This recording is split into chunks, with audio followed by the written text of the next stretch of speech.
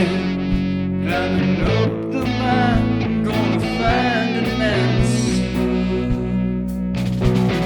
I am climbing up the mountain, gonna find an answer.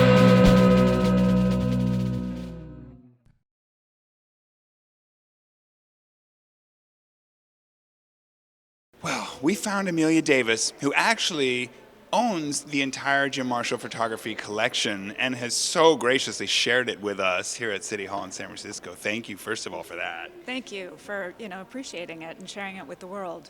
It's really important. It's such beautiful work. It's so the artistry, the mastery of the photography itself is beautiful. The moments captured are precious and can't be replaced. Right. So when you think about the imagery that we're bringing forward and why, and reflecting on the Summer of Love, even though it's 50 years ago, why should we care about that? Why should we care, Amelia? We should. I mean, one of the incredible things about Jim is, as he said, he was a historian with a camera. And so Jim was a native San Francisco. He lived here. He was good friends with all the musicians. And he was there from the start when all of us started to cultivate and bubble up in 1965 and then exploded in 67. But what Jim was able to do was capture pieces of history that will never happen again. And I think these pieces in particular are so important today because 50 years later, we're kind of coming full circle back with what's going on now. And we have the protests. And back then in 67, there were people protesting the Vietnam War. You know, the peace symbol first started out as nuclear disarmament. And so all of these different things were happening that are very relevant today, and also to inspire a younger generation of activists as well, and look at these photos and get inspired, and another generation of photographers as well, because you can use a photograph as your tool. You know, it really is very impactful, and so take it and use the things. And I think these are very important pieces of San Francisco history as well as the world, because what happened here reverberated around the world. And a lot of people don't realize that the Haight-Ashbury was an African-American community. And so by having this infusion of hippies and young people coming in, it was became a mixture of a lot of different cultures that worked together. Mm-hmm. And, you see a lot of interracial marriages, which in 67 still was, kind of risky. Guess who's coming to dinner? Exactly. Nope. And you had the Hare Krishnas. A lot of people forget about the Hare Krishnas, and they did a lot of good. They fed a lot of the people the kids that were there.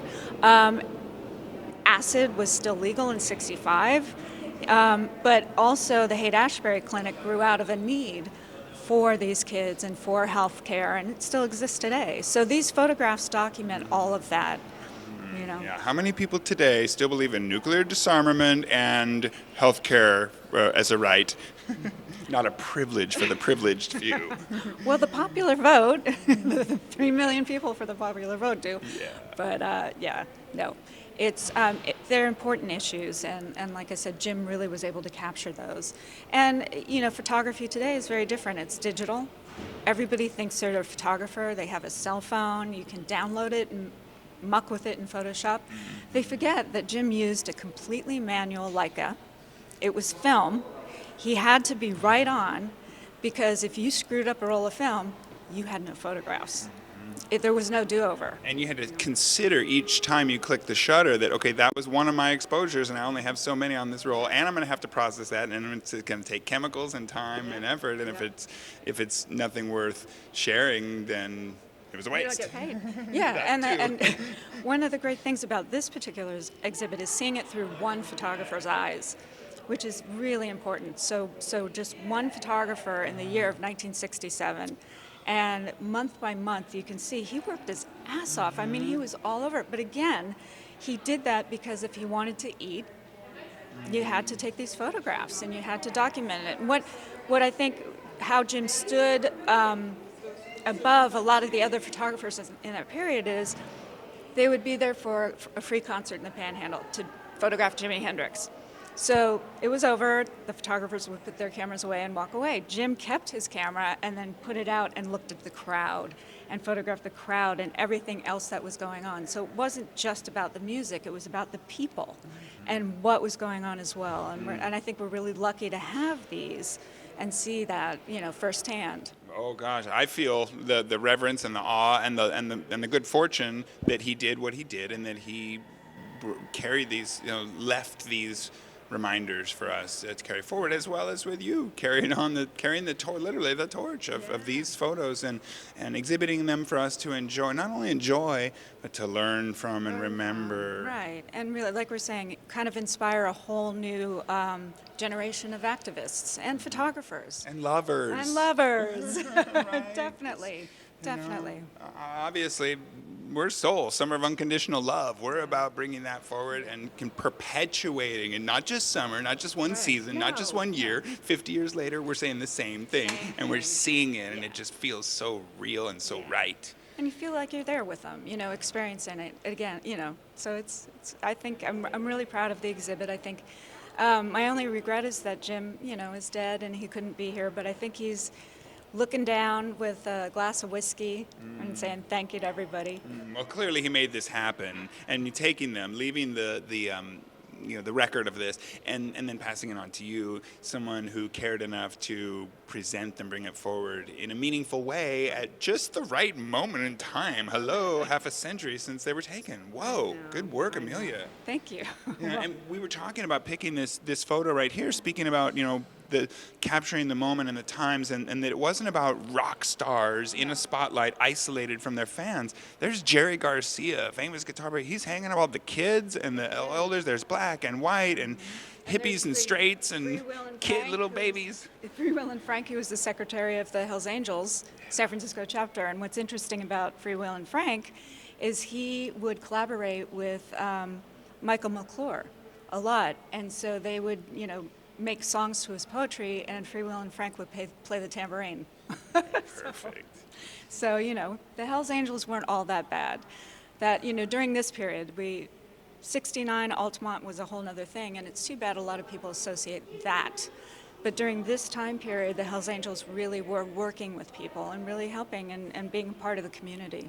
I love that. And since we mentioned it, maybe we could just scoot right on over to this really cool photo of Hells Angels, like bellies hanging out, laughing, cackling, having a great time, and obviously part of the scene. They're drinking and laughing and taking care of each other.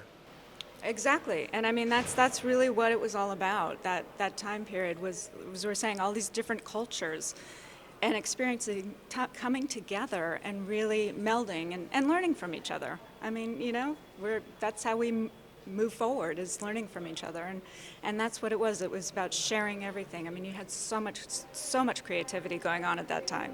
You, Amelia, are making our case for us. At S.O.U.L, our mission is sharing information and resources. That's what we do, educate and learn. Let's all learn and discover together. It's our process of discovery. I'm learning right now. It is, and we learn from the past and we bring it into the future, and I think that's so important. And that's really, this exhibit is all about, that's what San Francisco is about. It's a melding pot of so many different things and people and ideas, and everybody being able to share them. You may not agree with each other, but that's okay. We learn from each other. So we talk about bringing history forward and how important that is. This is your exhibition. You've brought this out for us. What's the most important thing to carry forward from what we're seeing here? That you can make a difference, and I think that you can show history through photography, and a lot of times pictures speak louder than words. And so I just want people, the young generation, I think, really need to stay informed and keep going and keep pushing the boundaries and keep people asking questions, and really, because that's the only way we're going to move forward.